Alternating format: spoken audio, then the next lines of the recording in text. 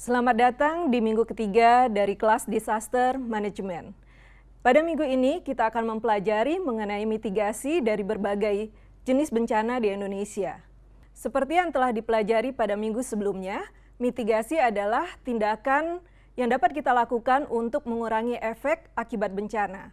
Tindakan dalam terminologi mitigasi dapat berarti luas, mulai dari tindakan-tindakan yang dapat terlihat secara fisik, seperti membangun gedung-gedung tahan gempa, atau tindakan yang bersifat lebih prosedural, seperti membuat standar atau peraturan-peraturan mengenai penggunaan lahan. Kali ini kita akan mempelajari mengenai mitigasi terhadap 6 jenis bencana, yaitu mitigasi terhadap banjir, gempa bumi, letusan gunung berapi, tsunami, kebakaran, dan bencana industri. Mitigasi yang akan kita bahas pertama kali adalah mitigasi bencana banjir. Banjir merupakan bencana yang paling sering melanda Indonesia, khususnya Jakarta. Peningkatan curah hujan dan pasang naik air laut merupakan penyebab utama terjadinya banjir.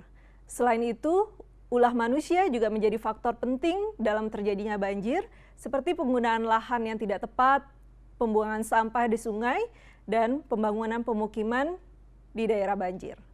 Banjir dapat dikelompokkan menjadi 3 kelompok besar, yaitu banjir akibat genangan, banjir bandang, dan banjir rob, atau banjir yang disebabkan karena naiknya permukaan air laut. Secara spesifik, banjir dapat disebabkan karena yang pertama, rendahnya permukaan tanah dibandingkan permukaan air laut. Yang kedua, daerah tersebut terletak di daerah cekungan. Yang ketiga, tingginya curah hujan. Yang keempat, banyaknya pemukiman yang dibangun di bantaran sungai. Dan yang terakhir, karena aliran sungai yang tidak lancar karena tumpukan sampah. Banjir dapat juga berdampak pada rusaknya sarana prasarana, termasuk perumahan, gedung, jalur transportasi, dan peralatan rumah tangga.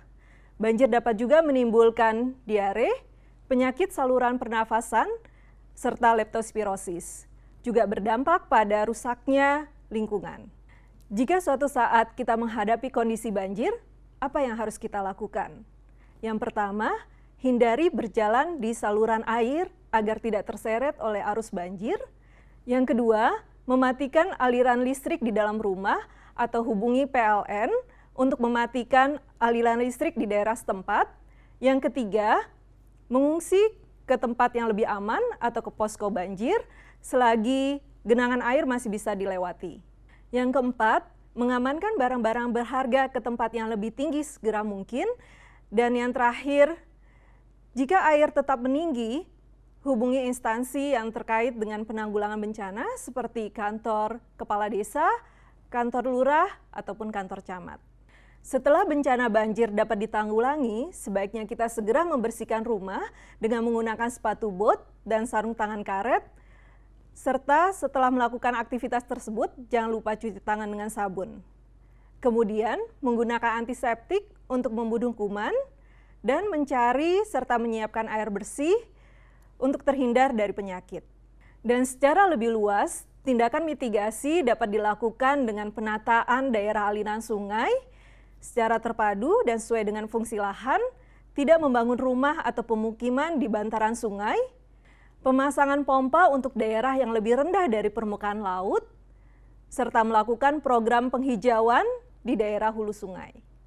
Salah satu tindakan mitigasi yang dapat kita lihat di Indonesia adalah pembuatan kanal-kanal di Jakarta untuk memastikan air sungai mengalir dan tidak menyebabkan banjir. Menurut siswa Indonesia X, adakah cara lain yang dapat dilakukan untuk mencegah terjadinya banjir? Kami mengajak siswa Indonesia X untuk membagikan cerita mengenai langkah-langkah yang telah dilaksanakan di daerah masing-masing pada forum diskusi. Dan untuk sesi berikutnya, kita akan belajar mengenai mitigasi untuk menghadapi bencana gempa bumi.